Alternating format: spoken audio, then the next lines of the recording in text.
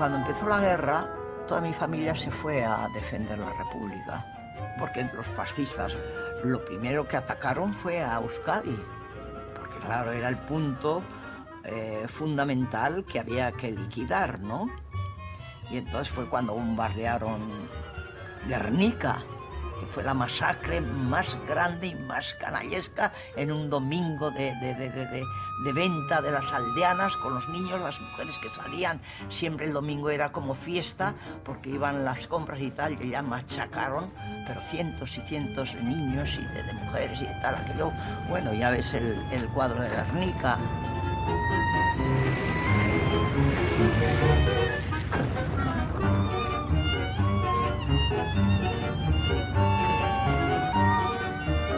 Con motivo de la masacre de Guernica, empezaron ya a meterse más ya los aviones del franquismo, bueno, los nazis, porque eran los que estaban bombardeando los Junkers, y yo me ponía enfermo.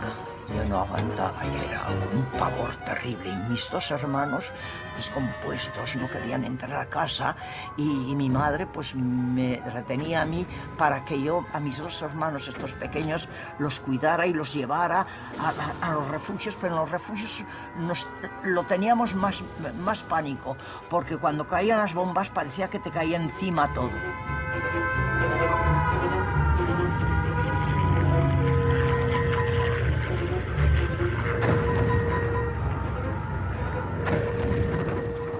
Mi madre ha sido siempre una mujer muy estoica, muy valiente, muy de izquierdas. Y yo oí una conversación con ella que les decía, no. Dice, yo quiero a mis hijos más que nadie, pero por el egoísmo de tenerlos conmigo no los voy a dejar morir. Y estos se mueren aquí. Yo tengo que hacer algo para que estos hijos puedan seguir viviendo más adelante. Esto terminará y ellos seguirán viviendo. Y entonces fue cuando empezó la propaganda del País Vasco, del gobierno vasco, para las que salieran como mínimo 20.000 niños para afuera, Francia, Inglaterra y todos los lugares, y el último, que ya se prestaban a recibir a esta gente, a estos niños, aquellos que quisieran, y tenerlos en cada país. Y el último que hizo la propuesta fue la Unión Soviética, que ellos estaban dispuestos también a recibir a los niños vascos con 3.500 plazas. Y entonces, claro, pues a mí se me abrieron los ojos. Y yo a mi madre dije, pues vamos ahí, madre, y tal y cual. Hija, pero tú ya vas a poder con los dos chiquillos, y vamos. Dice, pues venga. Ella, valiente, dice, yo era la que sabía escribir y leer bien y todas esas cositas, ¿no? Y entonces dice, ala, pues apuntaros, venga. Pues ya allí, pues ya, como la Unión Soviética para nosotros era el paraíso terrenal, ¿no?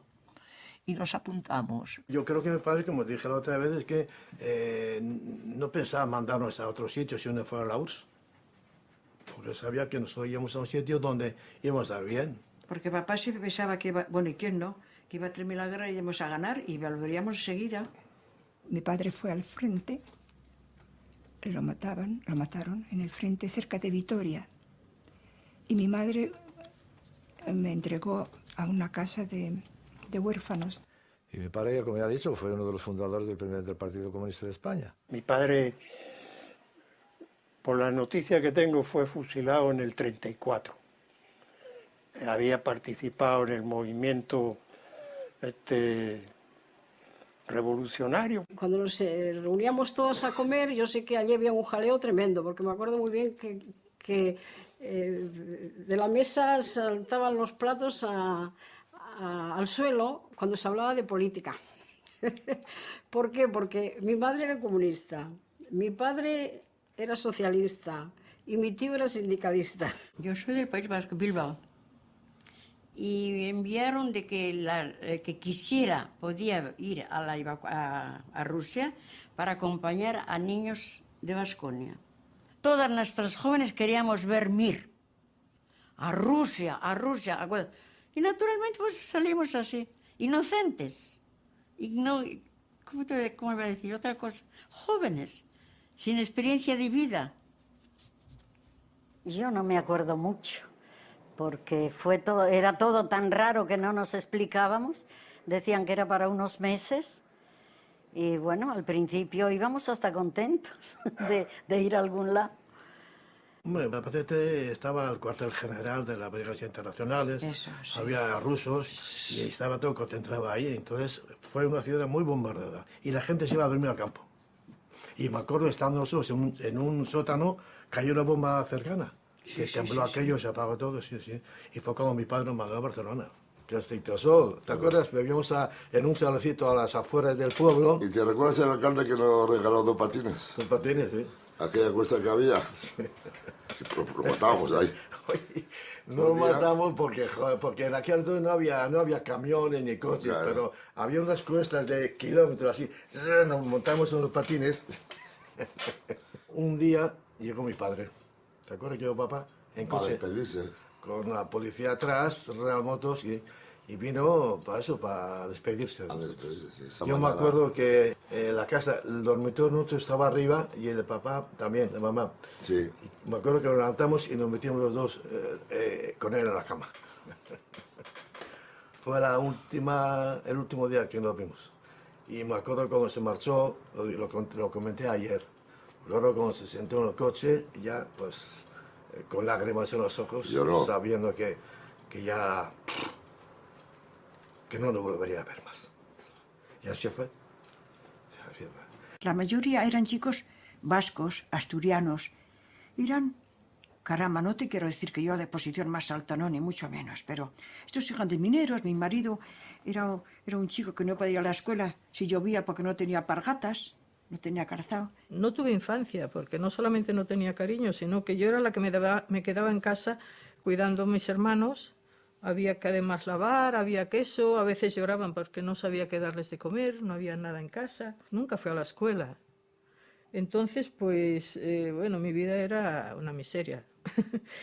Y no sé qué hubiera sido de mí. Por eso yo siempre digo que para mí el haber ido a la Unión Soviética fue una bendición, fue mi salvación. Con mi madre organizamos para que fueran a Inglaterra, que salía una evacuación a Inglaterra con mis 2 hermanos. Siempre allá donde he estado he visto la fotografía mental de cuando mi madre y yo con mis 2 hermanitos fuimos al puerto de Santurce a entregarlos al correo del barco que los iba a llevar a Inglaterra. Fue terrible, fue terrible. Mi madre nada más me decía, Araceli, por favor no llores, que vean ellos que estamos riéndonos. Tal y como iban los 2 de 7 y 8 añitos, con el letrerito aquel con su mochilita, ¿no? Y lo estoy viendo ahora, lo estoy viendo ese cuadro ahora. Cómo subían por las escaleras del barco el correo famoso que había, que llevaba tal, y se volvieron ellos y con las manitas nos hacían adiós, adiós. Y mi madre me decía, no llores, que nos vean reír, no llores, no llores, que nos vean que estamos contentos y tal. Y bajaron, lo subieron hacia arriba, y cuando fue mi madre se cayó al suelo gritando como una de esas cositas de, se me van. Y así fue, ¿no?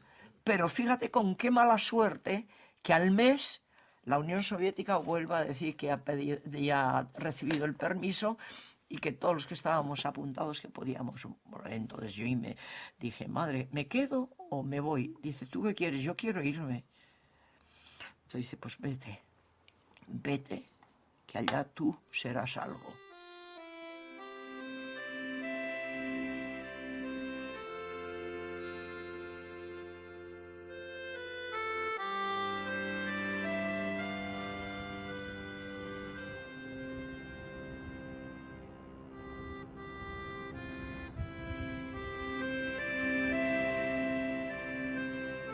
Fue un 13 de junio del año 37.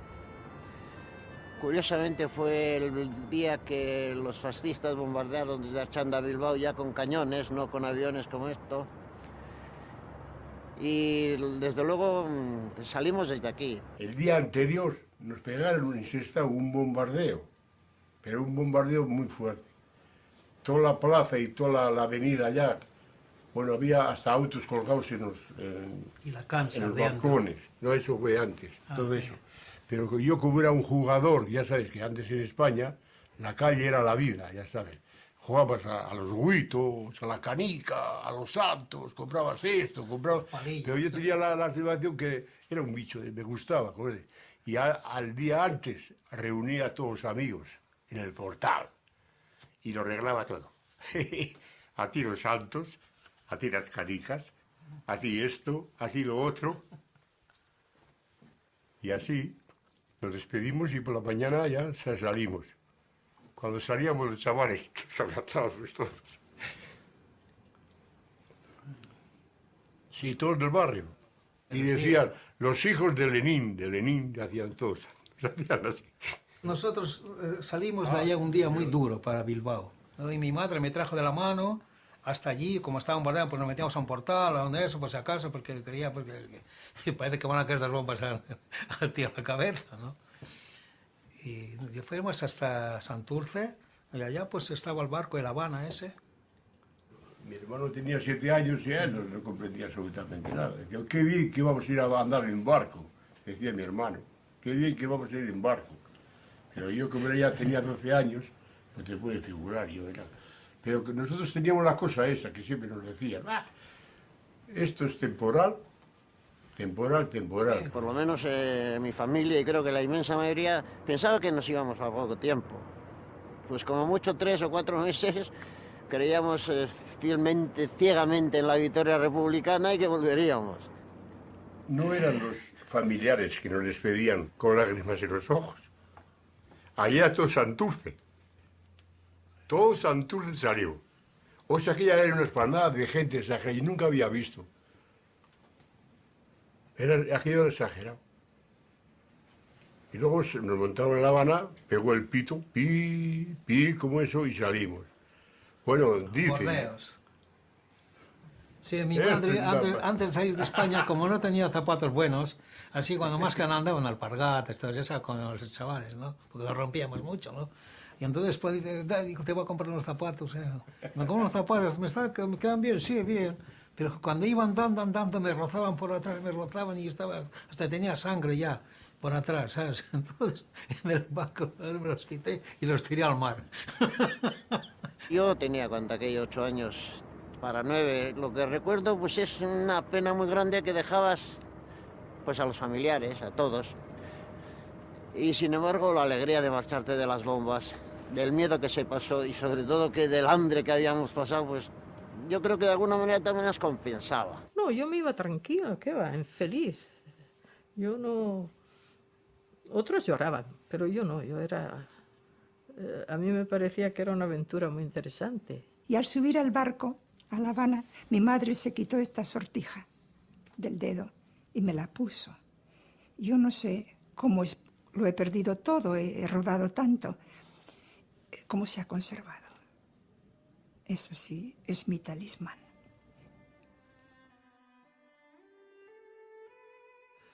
Me agarré la falda de mi madre con el puño así y no lloraba, pero yo no podía comprender por qué me querían separar de mi madre. Lo que es para un niño de 8 años, perder una madre. Y yo vi aquello y ya estaba, ¿sabes? Y mi madre haciendo fuerza para quitarme el puño, lo consiguió y se dio la vuelta y vi cómo se marchaba y vi que... Tenía las lágrimas en los ojos y no se la vio llorar, así, soltar las lágrimas cuando nos despedía, por la fuerza de carácter. Ya sabía que tenía que ser fuerte porque si no nosotros nos hubiéramos ahogado en lágrimas al despedirnos de ella. Pero bueno, ella aguantó, sin embargo tenía los ojos llenos de lágrimas, pero no las soltaba. Trágica, porque llegaron los padres con los niños, con sus hijos, y nosotros teníamos que quitarles de los brazos a esos hijos.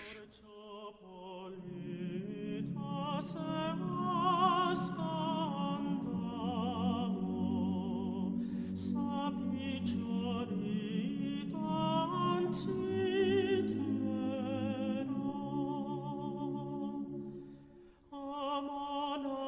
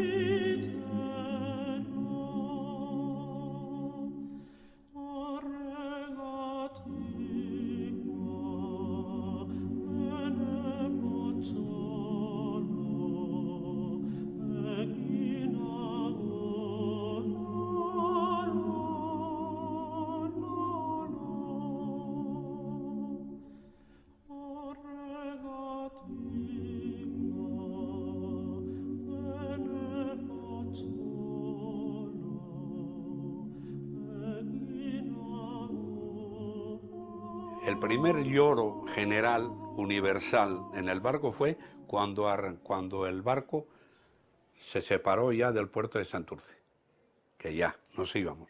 Ahí, oye, fue, pero así, como si le hubieran tocado la sirena a llorar, todo el mundo echó a llorar. Ya cuando llegamos a Francia pasamos a un barco, no sé, Sontay era.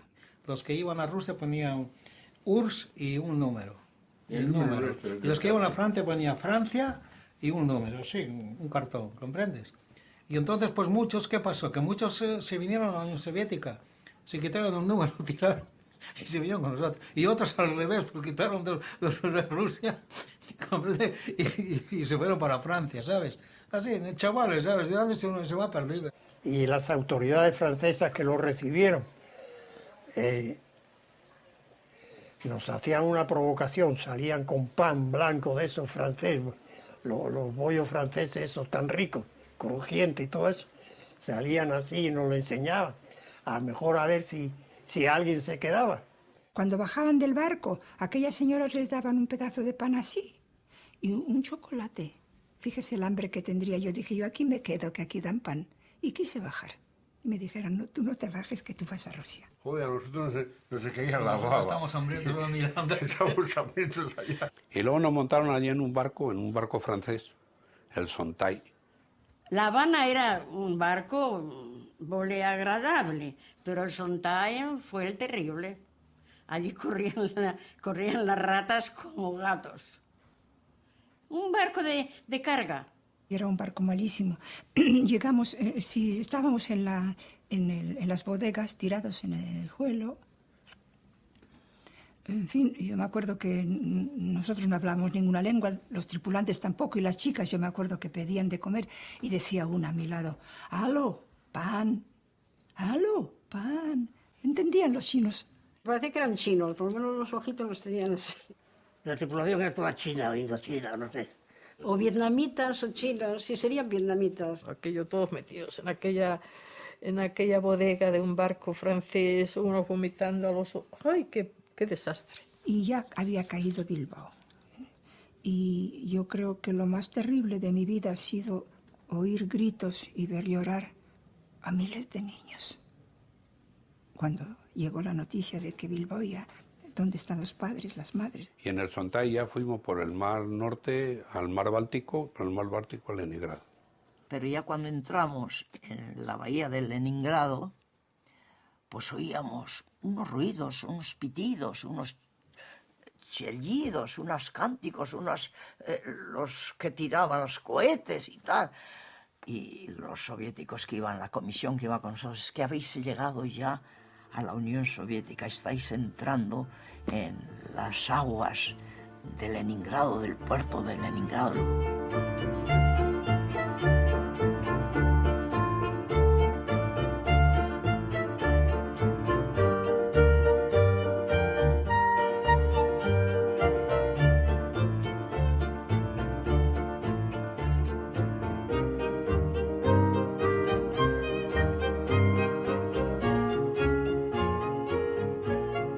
El recibimiento que nos hicieron los soviéticos en el puerto de Leningrado fue impresionante.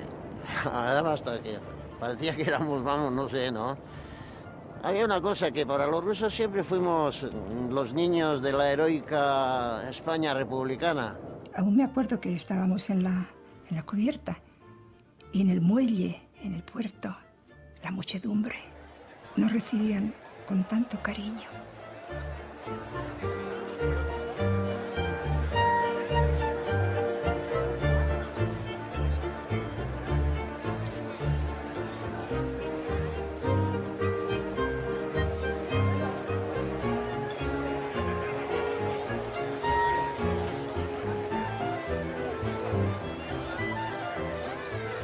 Y a poco pues todos bajábamos. Yo tenía una caja, en vez de maleta, cuando tenía maleta tenía una caja así grande de zapatos, y ya pues tenía las cositas, ¿no? Una caja esa con una cuerda atada. Первый раз вступили на советскую землю. Озверелые фашисты разрушили их города и селения, убивали и ранили беззащитных женщин и детей. Спасаясь от фашистов, дети испанских бойцов вынуждены были покинуть свою родину. Y bajamos todos con el puño así, ¿sabes? Niños de 6, 7, 8, 9, 5 años. Y claro, las mujeres aquellas que veían aquello todos morenitos y todo lo que comparado con los rusos. También se regó ese puerto de Leningrado, no con las lágrimas nuestras, con las lágrimas de aquellas mujeres rusas que nos veían a los niños como bajábamos. Todos nos abrazaban, nos besaban, nos daban golosinas, nos preguntaban todos, nos preguntaban, familia, familia. Sí, familia en ruso es apellido, el apellido, el apellido. Pero en español familia es otra cosa. Y todos decíamos, familia, Bilbao. Familia, Bilbao.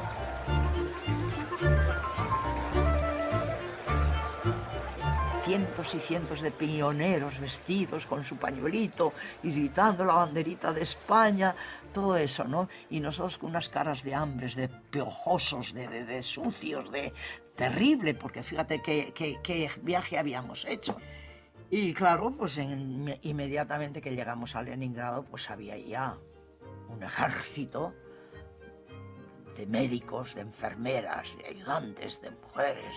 El 80% de los chicos iban llenos de piojos, de pulgas, de todo, de porquería, hasta las narices. Entonces yo, pasando uno por uno, y a los chicos todos les afeitaban la cabeza. Y aquí empezó, ayer nos llevaron a ducharnos, nos cambiaron de ropa. Aquello fue un escándalo, porque metieron niños y niñas, y aquello fue un escándalo. Las niñas lloraban, que no querían bañarse con los niños y eso. Yo, como parecía un chavalín, pues me metieron con un grupo todo de chavales al baño. Yo, madre mía, figúrate, empecé a llorar, a taparme, y claro, nadie entendía qué pasaba. Y yo señalaba que yo no era niño, que cómo me iban a bañar con los niños. No, aquello fue un desastre.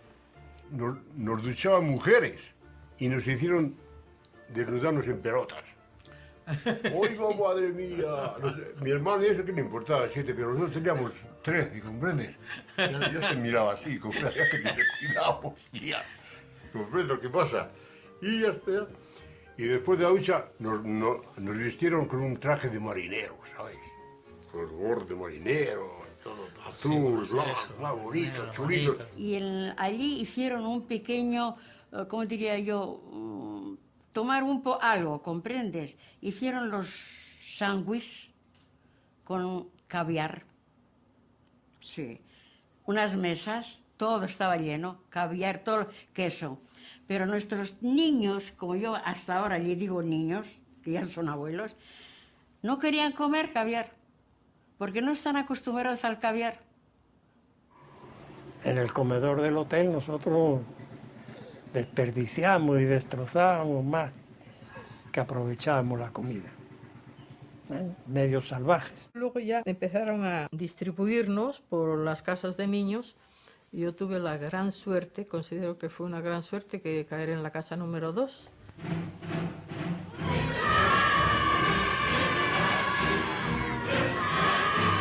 Дней на Курском вокзале московские пионеры и школьники встречали юных басков как самых дорогих друзей.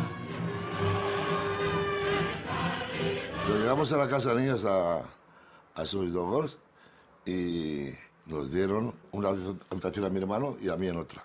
Y no eso nada, mi hermano tenemos que estar juntos siempre. Total, que el chico que estaba aquí lo echaron y me metieron a mí. Aquí Paco y aquí yo, en la cama. Y en el colegio, el pupitre, aquí Paco y aquí yo. Nunca jamás nos separaron. Se ponía Paco malo y me ponía malo yo. Era curioso, ¿no? A la hora de dormir, yo siempre iba a la habitación de mis hermanos a despedir, le daba un besito a cada uno y los otros se reían. Mira, mira, besar. Claro, les tapaba, les daba un besito. Luego ya me da tanta vergüenza que se rían de mí, ya dejé de ir. Cuando pasaron ya unos 3 o 4 meses que ya no veías a los padres, pero te acordabas de ellos. Y llorábamos y todo, ¿sabes? Yo cuando nos acostamos, yo me acordaba mucho de mis padres. Más me acordaba que mi madre estaba en un sitio, mi padre en otro. Y luego, sobre todo, cuando terminó la guerra. Cuando terminó la guerra, que no sabíamos que era de ellos.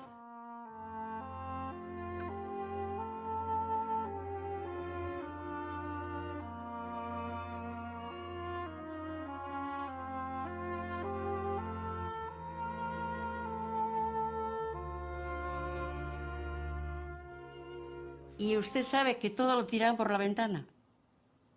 Abrían la ventana y lo tiraban. Los jabones, las con jabón tiraban. Era ya una mentalidad que se encontraban en un país donde no conocen a nadie, ni familia, nada más que nosotras. Éramos 500, de diferentes familias, con diferentes educaciones. Con el temperamento español había que todo aquel rebaño ponerse en disciplina, ¿no? Pero siempre por la mañana te toca la corneta, te levantabas, todos a hacer gimnasia.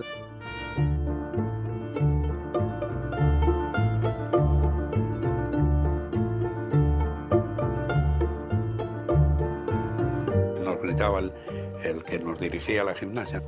A ver, 1, 2 y 3. Y entonces gritábamos nosotros todos a coro en ruso. Y ya gritamos en ruso. Y decíamos a todos, buenos días, en ruso. Que era 100, dobre utro. Entonces eso, bajábamos y todo el mundo a lavarse. Todo el mundo a regalarse y a hacer las camas. Hacíamos las camas, ¿no? Y de ahí al comedor, a desayunar. Y de ahí a la escuela.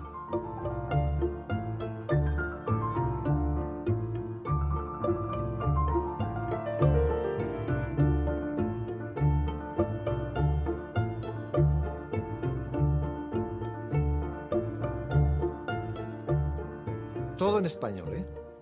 Todo en español. El ruso como asignatura. Y habían imprentado libros en español para nosotros. Las matemáticas nos daban en español también. Los maestros eran españoles traídos de España. Bueno, todos. Quedando el ruso y nada más. O sea, la lengua la manteníamos maravillosamente. Hemos debido la gramática, la geografía de España, historia, de eso del Cid Campeador y todo esto, no sabíamos nosotros ya. Sí, aparte de que estudiamos el ruso.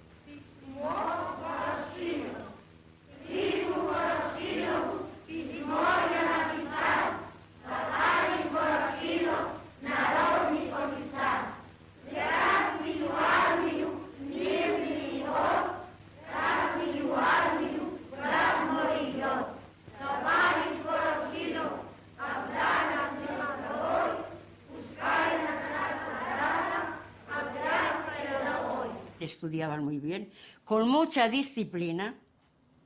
Очень. Прошу вести смычок по струне ля. Так, медленно, чистенько. Так, остановка. Теперь обратно. Спокойно. До конца. Видите, дети. Так, правильно. Достаточно сейчас. Прошу девочку сейчас. Прошу, сюда ко мне. Так, бери скрипку правильно. Головочку держи хорошо. Так, пальчики.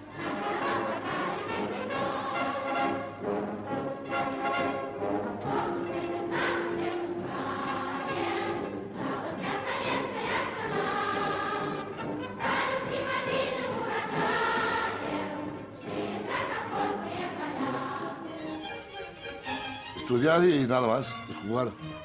No había otra cosa. Como harías algo malo, te castigaban el cine. Eso era peor lo que podía ocurrir a uno.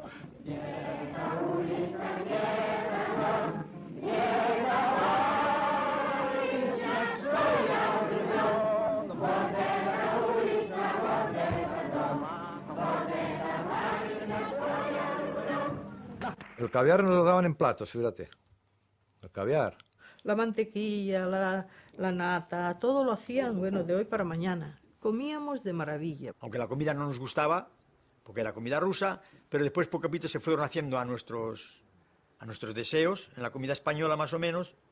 Pero procuraron darnos lo que nos gustaba, claro, nos hacían comer cosas que decían que esto, por ejemplo, lo come Voroshilov y lo comías, que tenía mucho hierro.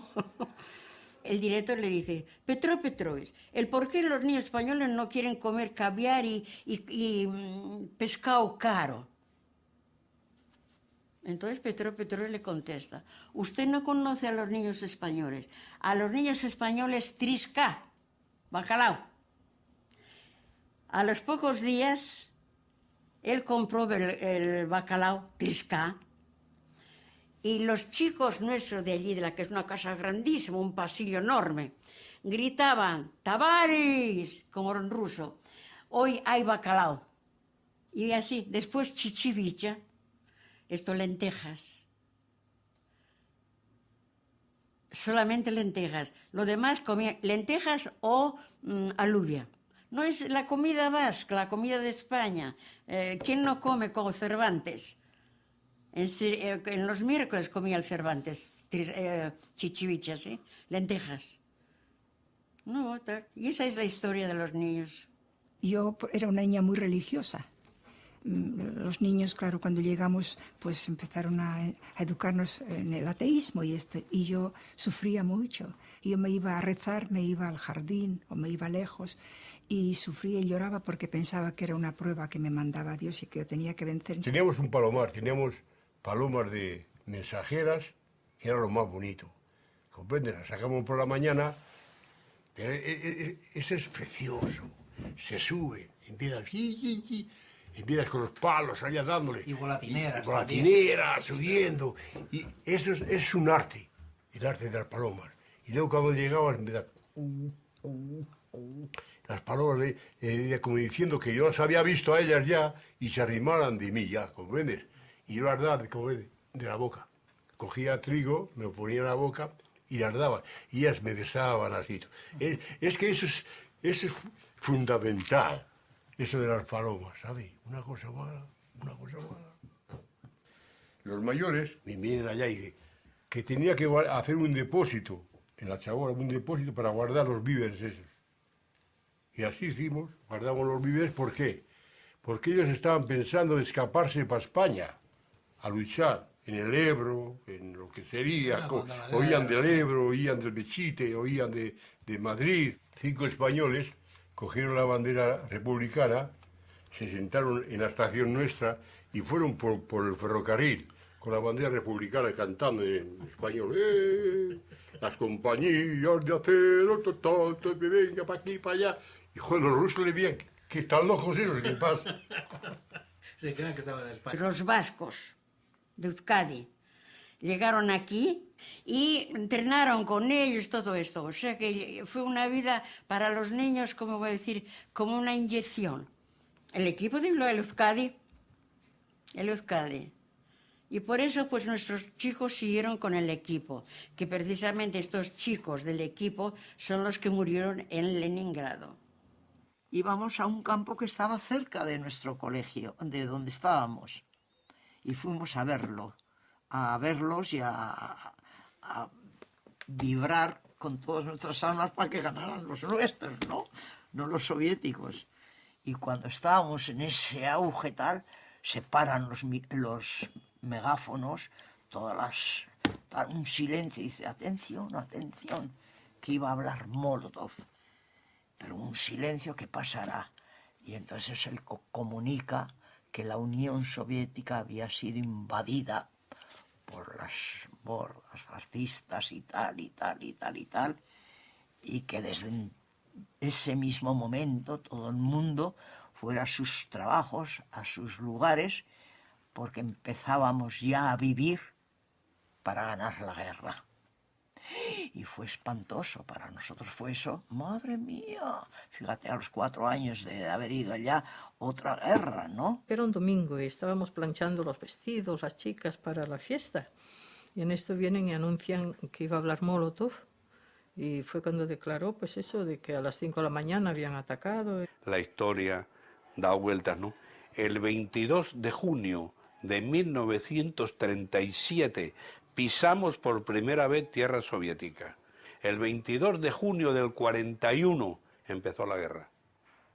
Y al comenzar la guerra, ahí se perdió todo. Ahí empieza la tragedia. Гитлер напал на Советский Союз. Используя внезапность вероломного нападения, немецкая авиация начала бомбить советские города.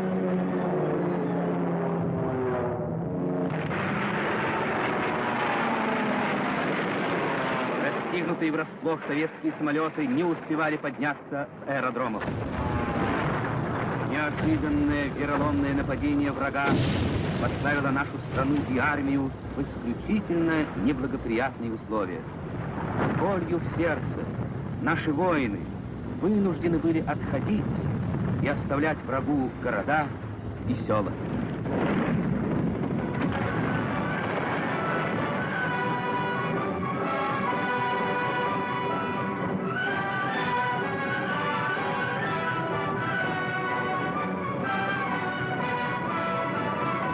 Фашистские молодчики, испытанные в победных европейских блицкригах, врывались в горящие города и селения, грабили, насильничали, убивали.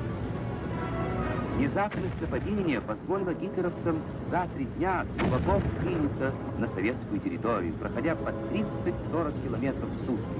Но так было только в первые дни. В дальнейшем немцам не удавалось идти с такой быстротой.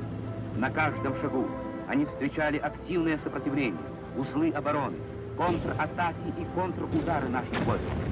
Так было под Гродно и Луцком, Даугавпилсом и Минском, под Бердичевым и Коростенем. Кампания в России выиграна в течение 14 дней. Начальник штаба гитлеровской армии.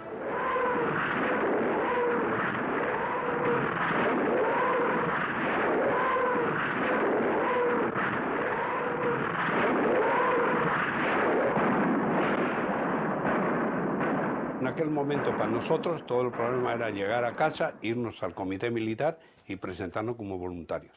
Siempre tuvimos la idea de que, pues nada, que la Unión Soviética era tan fuerte, tan potente que nada, en menos de nada acabaría con los alemanes. Cerraron el comedor, desaparecieron los educadores. Yo no sé cómo pasamos esos meses en Moscú. Yo no sé cómo pudimos sobrevivir. Yo no me acuerdo bien porque empezaron los bombardeos. La mayor parte de las bombas eran bombas, ¿cómo se dice?, incendiarias, ¿sí?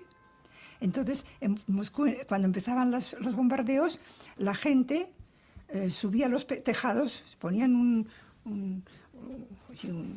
una palangana o algo, un cubo con agua, y cuando tiraban las bombas, que no todas eran incendiarias, ¿verdad?, pues había que cogerlas y las echaban en ese agua para que se apagaran. Sí, pues me tocaba el turno a mí, subí al tejado allí y veo cómo ahí se veía todo el cielo, se veía lleno de ráfagas y todo. Entonces las casas de niños tuvieron que evacuar todas, porque casi todas, no casi todas, estaban por la parte esta de donde atacaban los nazis. Nos sacaron en barco por el Volga hasta Stalingrado. Íbamos los de Krasnovidovo, o sea, la casa número 2 y la casa número 12, que eran los niños, otra casa de niños que vivía en Moscú. Nos llevaron a Stalingrado, detrás de Stalingrado, a un pueblo que se llamaba Leninsk, y allí pasamos pues como un año. Yo me parece que nunca vi la muerte tan de cerca. Éramos muchos en el barco y pues dormíamos, claro, no había camarote, y si no, en cubierta, me refiero, poniendo colchones así.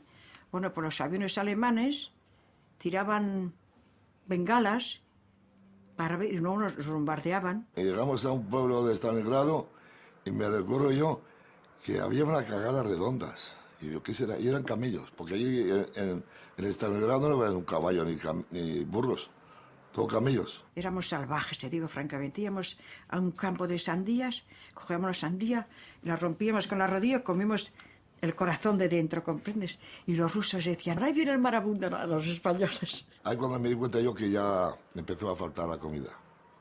Y cada vez peor. Y luego aquello fue muy duro. Un frío tremendo, llegaba a 40 grados bajo cero. Allí no tenemos donde estudiar, en la cama leíamos y escribíamos. Pero jamás nos dejaron sin escuela, nunca. Nosotros todos metidos en las camas, o sea, tapados con las mantas, y la profesora dando la clase de zoología. Ahí construimos todo el aeródromo, en la vía férrea. No nos obligaban, pero íbamos a ayudar. Oye, que estaban los alemanes cercanos, había que echar una mano a los rusos, ¿no?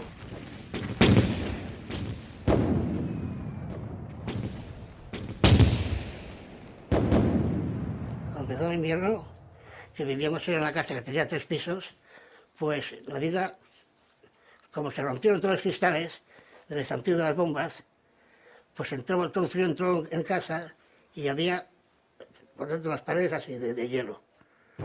Unos 15-20 centímetros de hielo.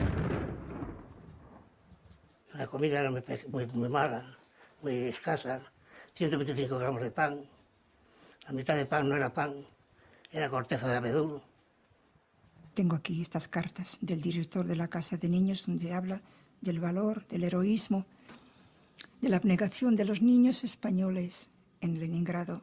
La gente andaba arrimada por las paredes, que no tenían fuera para nada, arrimados por las paredes, aguantados en las paredes. Y esos dotes, los que estaban los niños de la matadora, estaban llenos de gente muerta, porque la gente los tiraba ahí, ¿lo entiendes? Y si veías, después Juan Ramos, veías un trineo pesos pequeños de jugar a los niños, con una momia, tapada con unas sábanas. Hay que llevarlos al cementerio. El cementerio está helado.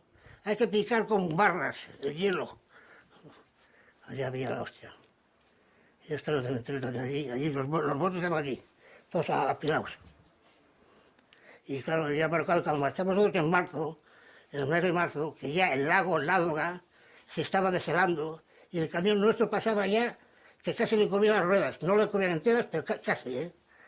Y pues hay que tener en cuenta otras cosas. La velocidad de los rusos, que construyeron el primer ferrocarril sobre el hielo.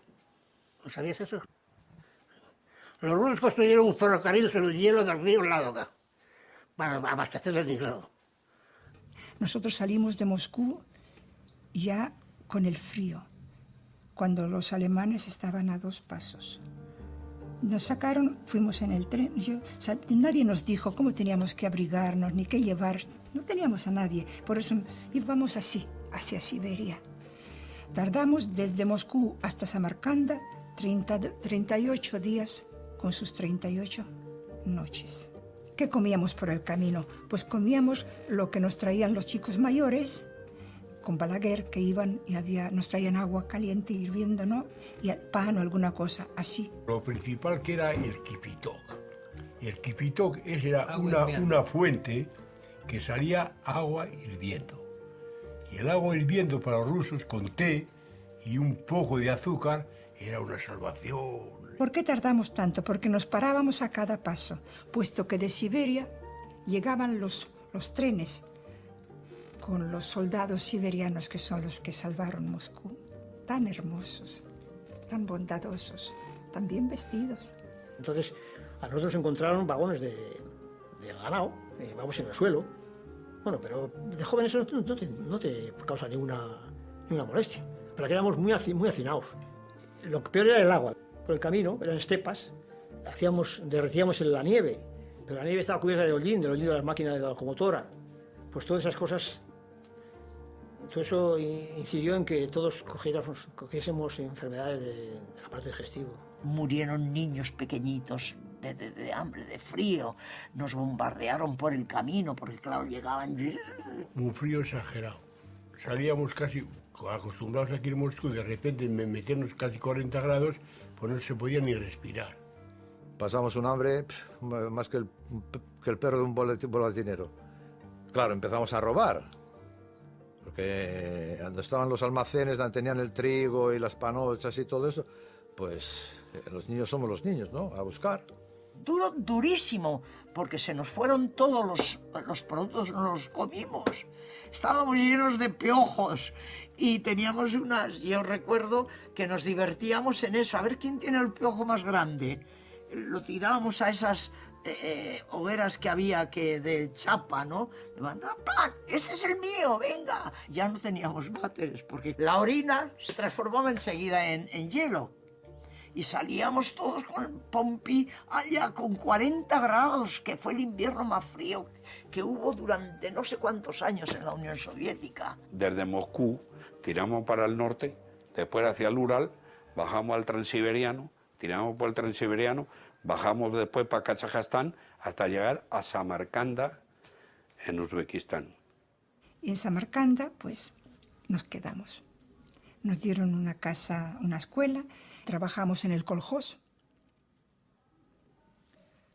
Fue muy duro aquel trabajo en el koljós. Íbamos al koljós, la tierra aquella dura, reseca, aquellas palas que nos daban así de grandes, que teníamos las manos así, pero era la guerra y había que trabajar. Recogíamos el algodón. A los koljós íbamos, decíamos nosotros, a robar trigo, pepinos, remolacha, lo que fuese. Teníamos nuestro sistema. Íbamos, mientras uno robaba, el otro quedaba por allí, el otro más lejos. Y cuando gritaban, por ejemplo, ¡agua! Y todos a correr, es que venía el guardia o algo. Vaya, que íbamos al campo y arrasábamos. Nos comimos todos los gatos que había por todo el barrio, allí no quedó un gato. Además ya teníamos un estilo para matarlos. Lo cogíamos, lo metíamos a un saco y entonces luego ya lo íbamos a poner, porque si no te arañaba por todos los lados. Lo íbamos cogiendo y le dejamos cuando le tocamos la cabeza ahí, le agarramos una cosa y... Luego en el 42, en el 43, en febrero del 43 me sacan a mí a trabajar. Y fui a trabajar a una fábrica de tanques en Saratov. Y con 14 años. Y la pasamos canutas, pero canutas. A últimos de mes trabajamos 18 y 20 horas. Había que dar al frente. El frente, sin tanques, sin aviones, no hay nada. Yo estaba en una fábrica donde hay chirloras de metálicas, donde están los tornos, todo eso, descalzos, en verano, porque no teníamos que poner. Cuando estaban preparando, que los alemanes se acercaban a Stalingrado, pues ya nosotros estábamos totalmente bajo, o sea, aquello no paraba, eran los aviones que iban en una dirección, en otra, era cuando se preparaba la batalla de Stalingrado.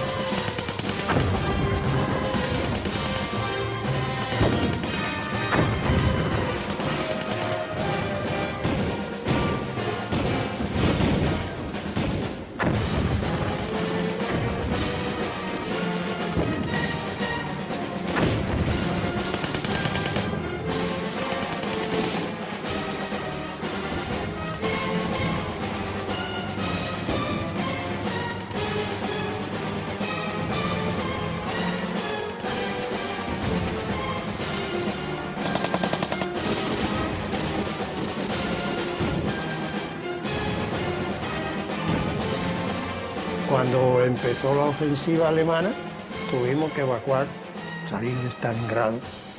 Allí quedaron algunos de mis compañeros y uno de los educadores, yo diría, más queridos por todos nosotros. Y entonces ya nos sacaron para los Urales. ¿Verdad que nos evacuaban incluso antes que a las colonias de rusos, de sus propios hijos? Fue cuando cogimos, nos llevaban en tren y estuvimos muchos días, yo no sé, creo que más de un mes. Ese fue el viaje de tremendo. Cuando paramos en un pueblo que nos dijeron que íbamos a estar 4 o 5 días, había un río y nos fuimos a bañarnos, que fue cuando vinieron los alemanes y empezaron allá a disparar. Oye, y las cañas en el agua. Y a la vuelta, ya veníamos corriendo, cayó una bomba en el pueblo. Y por cierto había una cola de gente de ahí, decían que era la cola para el pan. Y mira, al día siguiente estaba todos muertos, hay una montaña de cadáveres, todos desnudos. Venían las familias quitando, sacando, buscando a sus familiares. Una de las cosas que influyó para dejar casi inactivo al ejército alemán fue aquel invierno del 43 para el 44. Con 15, 20 grados y ese aire gélido se congela María Santísima. Entonces, cuando salíamos de la casa de niños en Samarcanda por la mañana, en el año 41, 42, 43, nunca olvidaré que en la calle, en las puertas, veíamos siempre personas así acurrucadas, así, muertos. La guerra ha sido una guerra cruel, pero fue para todo el pueblo soviético, es verdad, para todos. Pero para nosotros el doble. ¿Y por qué? Justificando eso. Pues porque era un país ajeno para nosotros. Todavía no sabíamos el idioma todavía bien y todo eso. No estamos acostumbrados al frío. Teníamos padres, pero éramos huérfanos. Pero qué sé yo, cuando uno es joven, todo le parece más fácil. Yo recuerdo que todavía pues, que nos divertíamos mucho, nos enamorábamos, teníamos nuestros noviecitos, pero así, eran unas relaciones muy especiales. En general, entre nosotros eran unas relaciones muy sanas. Y me acuerdo que mi hermana me decía, Lala, no te olvides que eres fea y no tienes más que la honra. No se te ocurre perder la honra.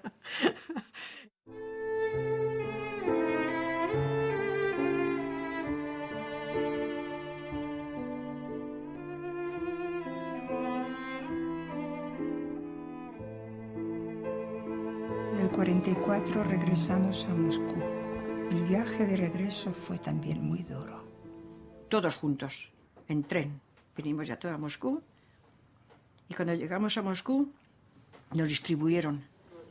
A mí me tocó trabajar a las afueras de Moscú. Pues decidieron reunirnos a todos, concentrarnos a todos en Moscú, pues primero porque era mejor en todos los sentidos. Luego para tenerlos de una manera controlados, ¿no? Cuando llegamos a Moscú nos metieron en una casa solamente para solteros, para nosotros, ¿no? Pues el cántaro de agua estaba helado. Y a mí el trabajo mío me gustaba. Llegamos y ya hacíamos motores de aviación. Atracamos un almacén en una fábrica. Claro, yo tenía hambre y iba por lo que fuera. Otros no se atrevían, otros sí, ¿entiendes? De noche el sol todo perfecto. Y lo guardamos entre un agujero y lo tapamos con nieve. Abrigos de pieles y valenquí, ¿sabes? Bueno, maravilla. Pero todo este Gregorio, en vez de seguir trabajando, pues dejó de trabajar. Enseguida se mosquearon y le cogieron. Y dio el chivatazo y vinieron a nosotros a las 3 de la mañana y nos llevaron para la comisaría. Y de ahí estuvimos 4 meses en la cárcel, sí, en la Taganka. Como no tenía dónde dormir, pues dormía en las residencias de los demás españoles. Por eso yo he recorrido todas las residencias de estudiantes de Moscú. He dormido en las estaciones, etc. Y seguía estudiando. No teníamos habitación, no teníamos dónde dormir.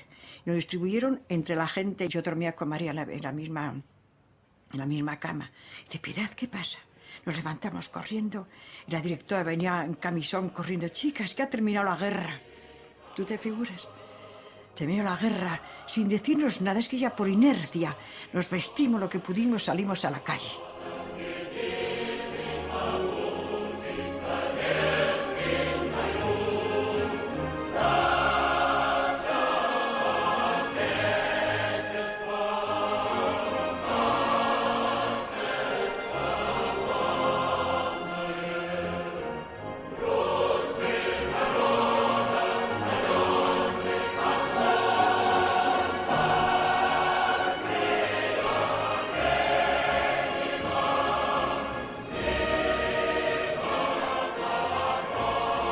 No te imaginas la diferencia que había de la vida de un mismo individuo, del mismo individuo en Moscú o en otra capital de provincia. No te imaginas la diferencia que había. Lo más fácil era colocarse a trabajar. El trabajo había todo lo que querías. Lo malo era que te pagaban poco. Cobraba más el obrero que el ingeniero. Cosa tan absurda, ¿no? Y el médico y el maestro siempre tuvimos unos sueldos bajísimos. Bajísimos. Donde yo vivía, había 2 habitaciones grandes, y ahí vivía la mujer de un ingeniero y en la otra vivíamos Toña y yo. Y la cocina, el cuarto baño era compartido todo.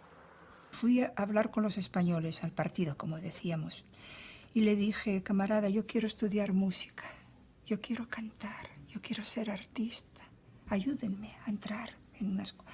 Y me dijo, ¿qué estudias ahora? Digo, historia. Estudia historia. España no necesita ni cantantes, ni saltimbanques, ni músicos. Necesita especialistas, historiadores, arquitectos, etc. Así que nunca lo he perdonado eso. Y luego lo que era diríamos, la cúpula, los funcionarios del partido. Eso eran los que mejor vivían. Como siempre. Ellos vivían mejor que nosotros, les dieron casas, les dieron otros sueldos. Nosotros trabajamos, ellos nos educaban, ¿no? Stalin, sí, a Stalin le queremos. Que haya hecho lo que haya hecho muy bien, pero nosotros lo que no, porque como digo, él con su gobierno se portó con nosotros mejor imposible, claro, mejor imposible. Yo le contaba como mi padre, yo veía por los ojos de él. Me parecía que si él moría, se terminaba el mundo. 20 millones que murieron en los campos de concentración, eso no es perdonable. Para mí, no. Para mí eso no es perdonable. Sea Stalin o sea quien sea. Era un criminal de la enésima potencia. El pueblo sufrió mucho por las consecuencias de ese régimen. Se construyó todo a macho martillo, con métodos feroces. O sea, la gente, hasta que no se descubrió el pastel, creían que eran felices. Se creían felices. Nadie se atrevía no solo a contar, sino a pensar mal. Porque todos creían que eso era un paraíso feliz en todos los sentidos.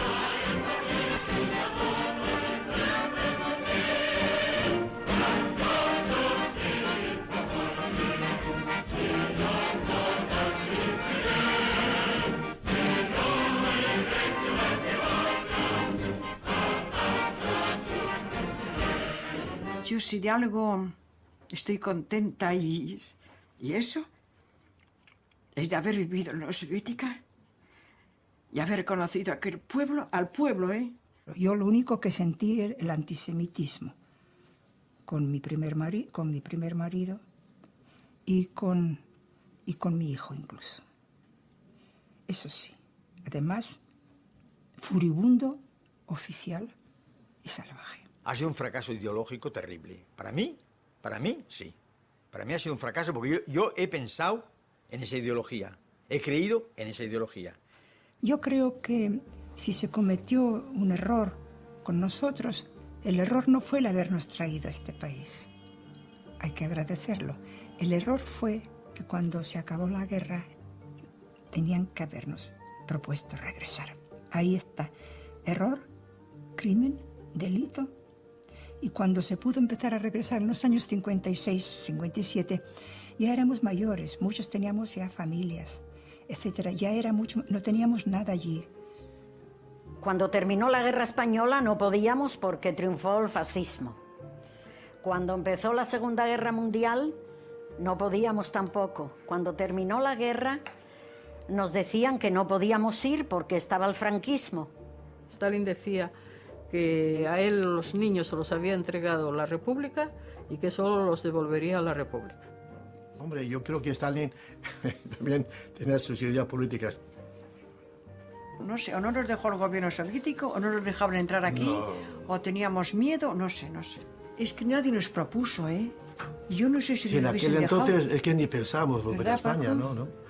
Veníamos de una terrible guerra y veníamos de eso, pues no pensamos regresar a España. Poco a poco tiempo, como ya fuimos creciendo, fuimos estudiando, tenemos las carreras, pues ya, pues sí, la gente empezó a pensar en venir. Yo cuando terminé la carrera empecé a trabajar, estaba tan bien que yo casi no quería venir a España. De Rusia no nos dejaron salir. Nos dijeron que no, que a una dictadura fascista que no, a los niños no los damos. Y no solo el gobierno, sino que el Partido Comunista también metió una mano en ese sentido. Ellos fueron los que prohibieron que saliésemos de aquí. Fíjate lo que es. Ellos, cuando en el 57 hubo una avalancha, porque los jóvenes, entonces éramos jóvenes en el 57, teníamos ya los 30 años, se levantaron y empezaron a protestar para que nos dejaran salir a España, porque no nos daban vivienda aquí, vivíamos en albergues, vivíamos, bueno, se casaba la gente y se tapaban con sábanas para hacer las intimidades, porque era una habitación de 20 personas, ahí vivíamos nosotros. Entonces escribí una carta clandestina a la ONU, donde les decían que nosotros, los niños que salimos de España, no nos han dejado salir no nos dejan salir. Entonces la ONU, que era, no sé quién era el secretario en aquel entonces, ya llamó al representante de la Unión Soviética y le dijo: ¿cómo es eso que ustedes a los niños de la guerra, cuando existen los estatutos de los derechos del hombre, ustedes no los dejan salir a su patria? ¿Cómo que no? Sí que los dejamos. ¿Cómo? Sí, aquí está la carta. Y le leyó y lo dejó avergonzado. Entonces aquel hombre se dirigió a Khrushchev, que estaba entonces secretario del partido, que era el presidente aquí, y Khrushchev dijo: bueno, pues que se vaya. ¿Y la primera repatriación de los niños? El primer retorno fue en el año 56 y 57, cuando después de la muerte de Stalin. Pero yo trabajaba en una fábrica de aviación. Yo no sé por qué, a todos dejaron marchar de esa fábrica, y a mí lo que no me dejaron. Nosotros despedimos todo un tren, unos cuantos vagones de españoles que salían para siempre a España. Yo misma estuve a despedirlos. Hablando de la igualdad, pero dejaron regresar, mejor dicho, venir a España mujeres casadas con españoles, pero no a la inversa.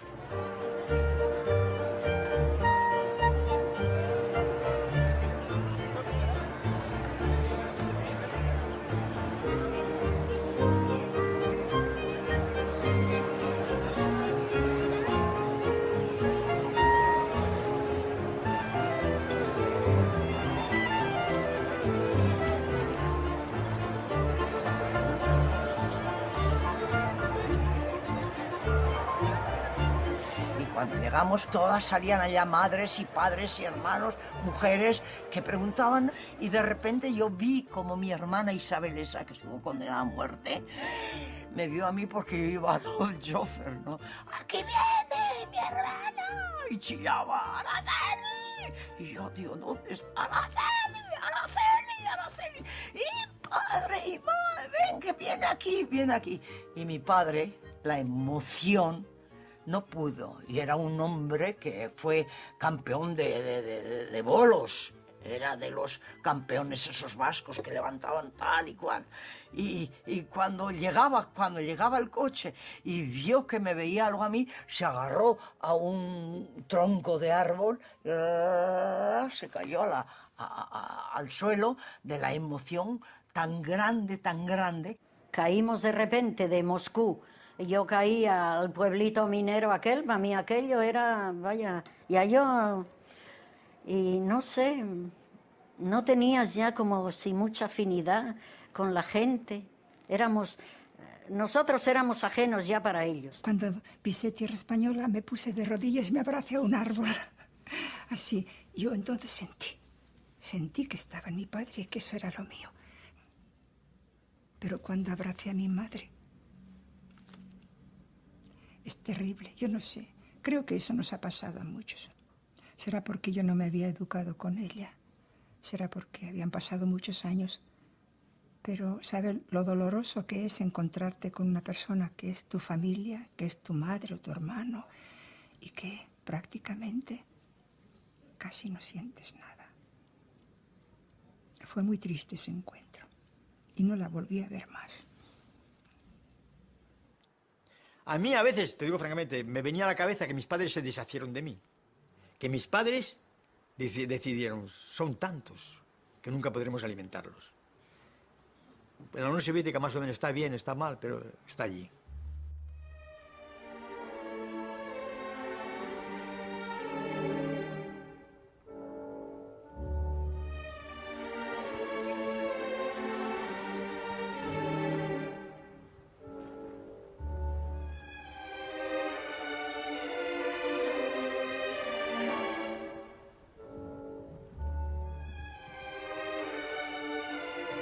Nosotros cuando llegamos de Rusia a España, pues como ya te conté una vez, encontramos a mi madre, sabíamos que esa señora era nuestra madre, pero y nada más. Y claro, crear una persona por la fuerza, pues es imposible.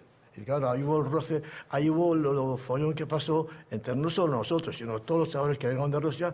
Muchos se fueron atrás por eso, porque no encontraron el cariño de los padres, no encontraron los padres, por supuesto, y claro, no. Es muy diferente haber vivido con tu madre toda la vida a empezar a tratarla después de 19 años. Y además ella, que estaba acostumbrada a vivir sola, ¿comprendes? Y de repente, pues, ¿cuántos éramos? 6 de familia, entrar en una casa, alborotar todo aquello, luego 2 niños. Yo cuando subí corriendo a ver a mi madre, me di cuenta de algo. No sé, habrá lo que esperabas, ¿no? Después de 20 años, pues no. Yo veía que esa señora era mi madre, pero nada más.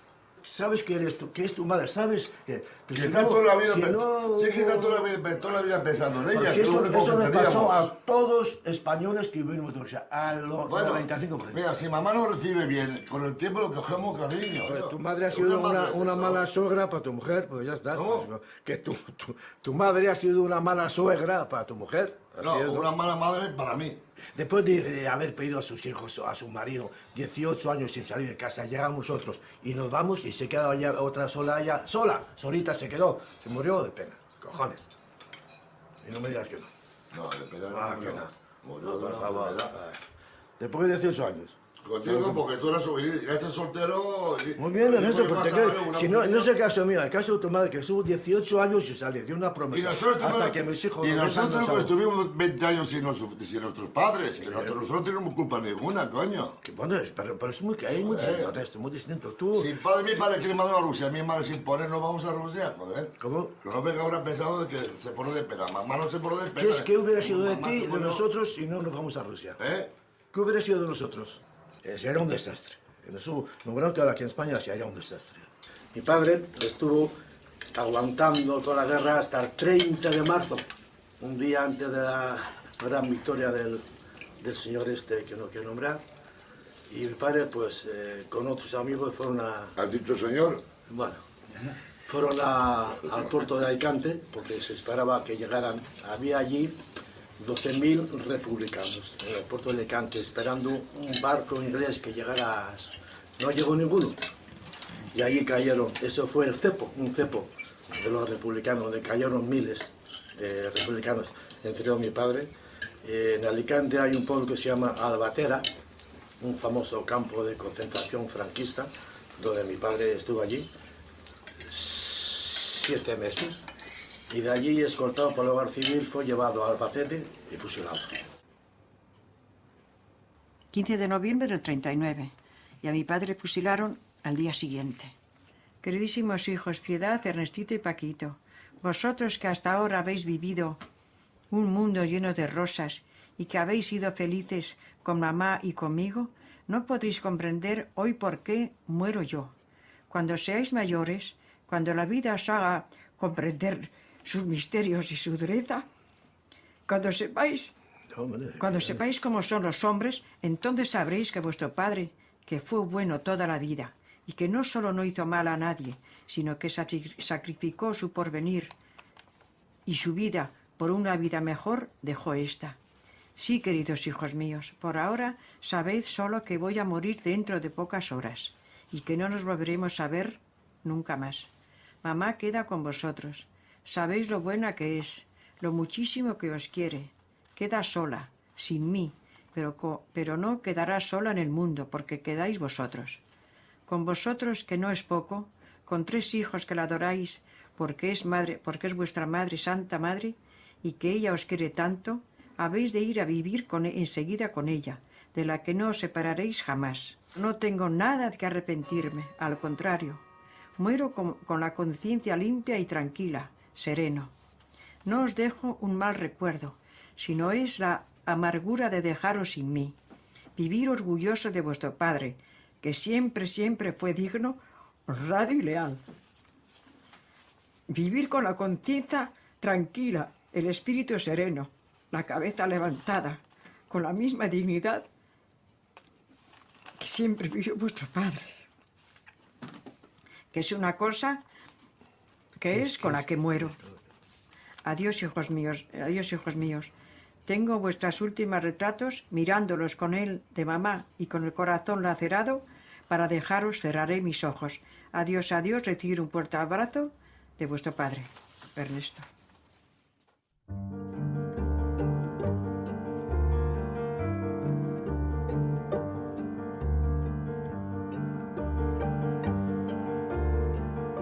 Cuando vinimos aquí era una desgracia esto, aquí había hambre todavía. Aquí había hambre todavía cuando era el 56. ¿Ibas a buscar trabajo por ahí? ¿Dónde trabaja usted? Pues mira, vengo de Rusia. Y nadie quiere saber nada. Nadie quiere comprometerse.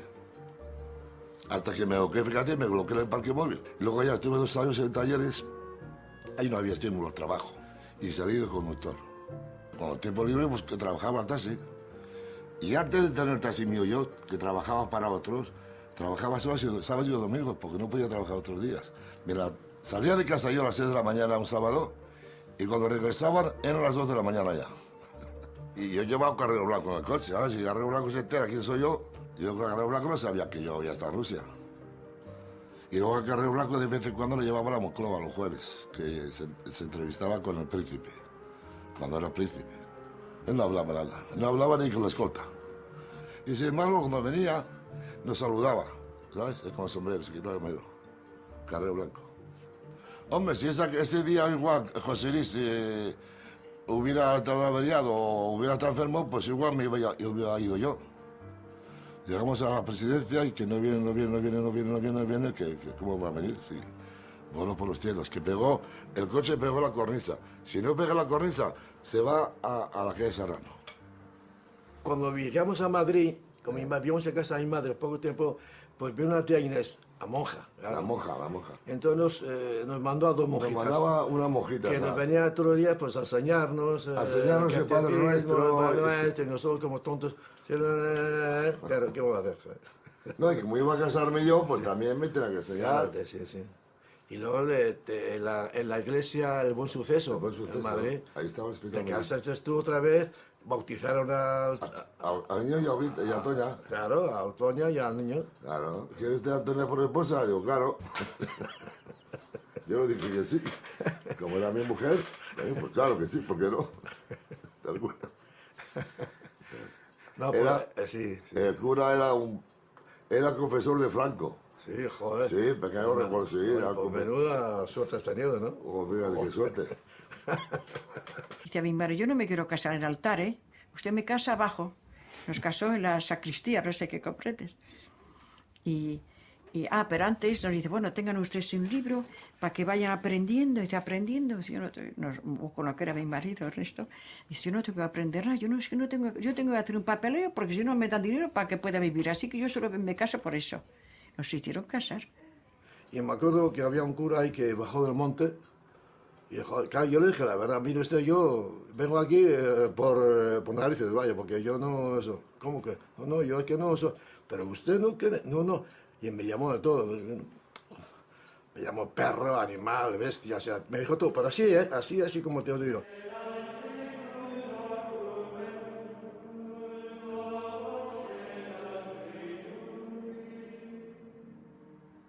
En aquella época, aquí la religión tiene una fuerza impresionante. Me acuerdo que mi padre tenía un pequeño negocio y él no iba a misa, pero ocultaba que no iba a misa. Porque sabía que si sus clientes se enteraban de que él no iba a misa, pues dejaban de ser clientes de él.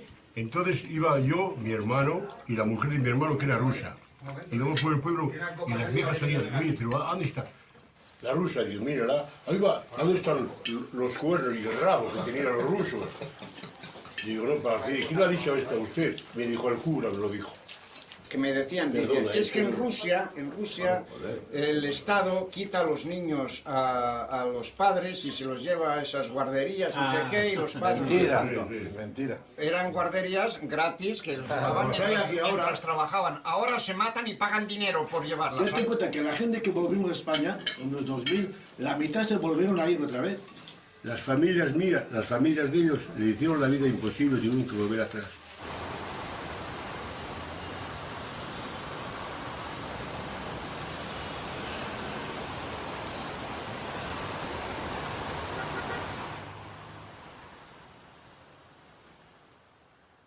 los de la CIA trataban de descubrir los agentes del KGB dentro de los niños de la guerra.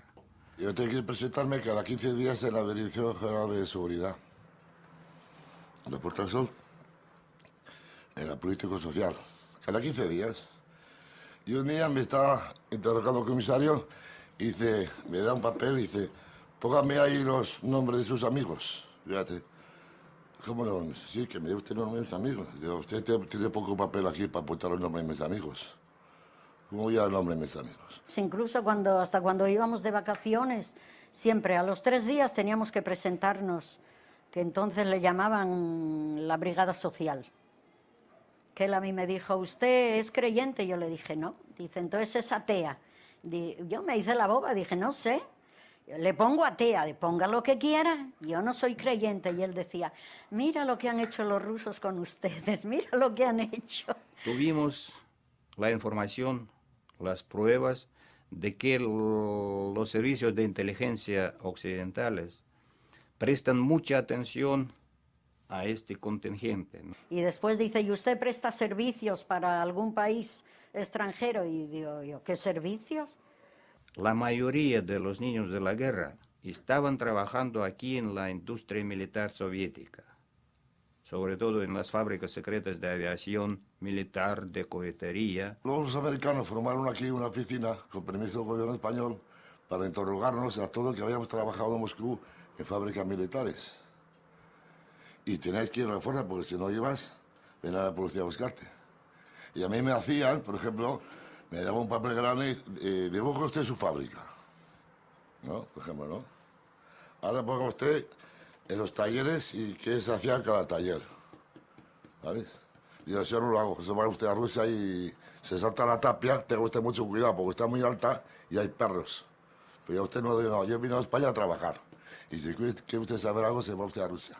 Tenían mapas, no solamente de las ciudades, de donde venía la gente de la URSS, sino también de planos de las mismas fábricas.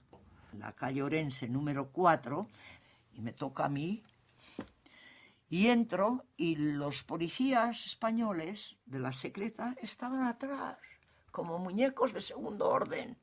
Y el que estaba en la mesa me dice, pero usted ha trabajado en esto, en centrales. Y me dicen, ¿qué hacía? Digo, yo a usted no le digo nada. Y le dije a uno de los que estaban allá, Arias Navarro, me miraba con aquella cara cera. Digo, pues, ¿qué me dice usted? Que no le voy a decir nada de lo que me está preguntando. ¿Pero por qué le voy a decir yo? Si lo que sé y lo que he sido, me lo han dado gente que no estoy dispuesta a traicionarles. De la parte del lado de la policía española fue bastante. La presión y las amenazas. Me cogían y me metían y me tenían en el calabozo, pues igual que sé yo.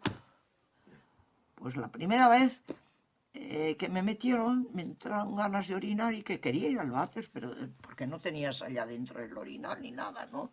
Y llamaba ¿cómo les policías? No, guardias. Yo les decía, guardias. Guardias, y venían dos con los fusiles. ¿Qué quiere? Como asqueroso. Yo es que quiero ir al váter. Venía otro y los dos, y yo iba entre los dos, oyes, como si fuera el fusilamiento. Me llevaban al váter, entraba y me dice, no, la puerta abierta. Coño, no tenía que hacer mis necesidades con la puerta abierta para que ellos vieran cómo... Era de una... para quitarte la dignidad. Y bueno, decidimos volver. Y después regresamos y estuvimos allí hasta el 63, que vinimos a Cuba. Y entonces a mí me plantean el problema en el partido de venir a Cuba. Y salieron a Cuba. Y en Cuba están muchos todavía. Creo que han muerto ya muchos en Cuba también.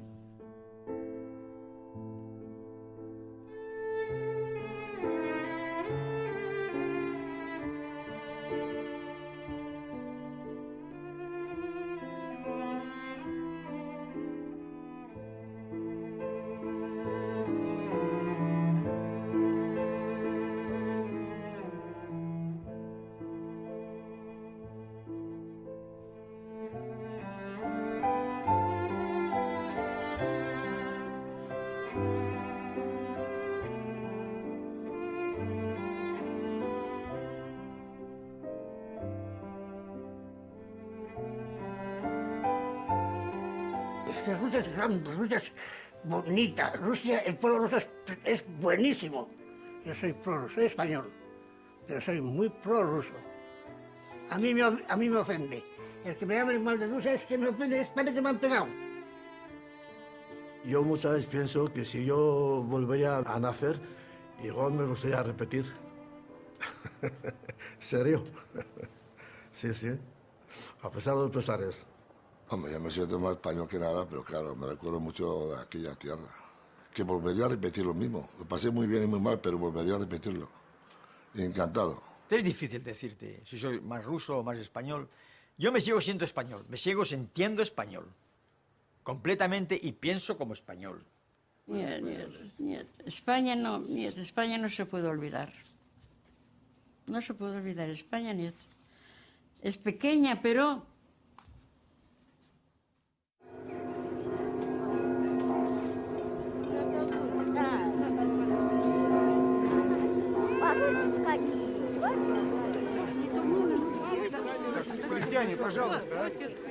Hoy día hay de todo, pero la gente no tiene dinero. A mí lo que me ha preocupado mucho y he visto aquí últimamente, mucha gente pidiendo limosna.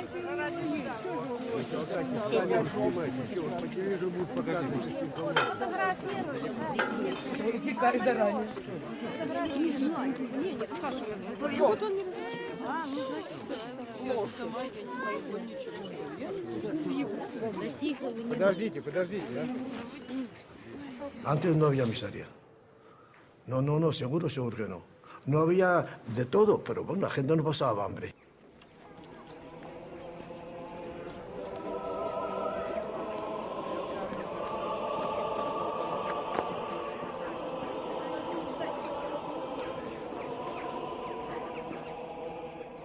Por lo visto ahora ya la iglesia manda aquí, como en España, mandó.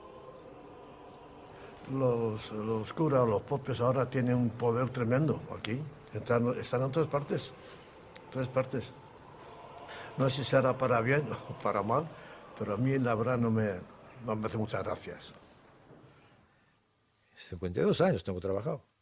Para recibir hoy una pensión, ¿de cuánto? 1.200 rublos, que vienen a salir pues unos $40. Yo no quiero seguir aquí, porque sufro. Un pueblo tan bueno, tan sufrido, tan generoso y tan desgraciado. Si nos morimos aquí, España nos paga el entierro, porque ya no podemos ni siquiera pagarnos el entierro aquí. A lo mejor alguien tiene una habitación vacía por allí y me dicen que venga esa desgraciada que puede vivir en esta habitación. A mí personalmente, ahora quitándolo todo, a mí me gustaría terminar en España. Preferiblemente me gustaría el País Vasco. La Ría de Bilbao, Sestao, Baracaldo, Portugalete, Santurce, toda esa parte de eso me gustaría. Oye, ¿no hay una pared vertical en todo ese museo? Todo está inclinado, todo está jorobado. Desde Santurce a Bilbao, vengo por toda la orilla, con la falda remangada. luciendo las pantorrillas. Nosotros los chicos españoles, los niños españoles, toda la vida tenemos que estar agradecidos a aquel país. Toda la vida, con los rusos y hasta mí también. Yo quisiera que todos los niños del mundo vivieran tan bien como nosotros hemos vivido en la Unión Soviética. Vivimos en la Unión Soviética con la esperanza, este es el último año. Cualquier año por esta fecha estamos pensando, este es el último año que celebramos Año Nuevo aquí. Al próximo vamos para España. Esa vez lo horrible, lo trágico. Más trágico es en niños que tienen que emigrar sin que ellos lo decidan, intervengan. ¿Y si no nos hubiesen evacuado? No sé, hubiesen perecido muchos bajo las bombas. Porque yo veo toda mi familia, todos los que se quedaron, nadie murió bajo una bomba ni nada. Y hambre pasaron igual que nosotros. Yo lo que recomiendo a todos los países, si de mí dependiese, que nunca en la vida evacúen a sus niños así, a otro país. Que se queden con ellos ahí. Sentirse desarraigado en tu tierra, eso es muy... Ahora somos electrones libres, somos ahora. Electrones libres. No somos de nadie, nunca fuimos de nadie nosotros. ¿No, verdad? En la URSS eras español. En Cuba eres hispano-soviético. A España yo primero cuando iba vino la rusa, ahora cuando voy vino la cubana. Española nunca fui, vaya.